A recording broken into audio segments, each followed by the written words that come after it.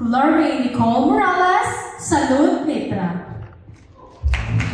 Thank you very much, Ms. Clarvin. Now it is time for you to be asked by our friends and our media friends. Now for our media friends, we will only allow at least 1 to 2 questions po muna for this segment, and later on you can ask again for more follow-up questions to our candidates.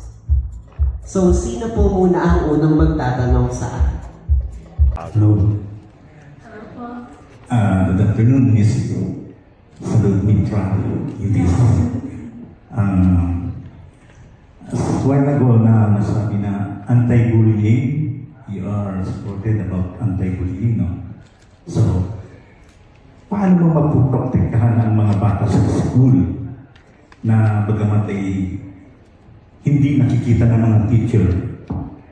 Paano natin maprotektahan sila? Okay, yan po. Salamat po sa question. When I was in high school po kasi, I was bullied for my physical appearance. And then it led me to develop a hair pulling disorder, which is the trichotillomania. And I believe na sa schools po kasi, bullying are prevalent. And that is why I would like to further my advocacy by implementing an empathy programs to schools, which we can build connections to the students to avoid misunderstanding. And in this way po kasi, we can also build the friendships. Thank you.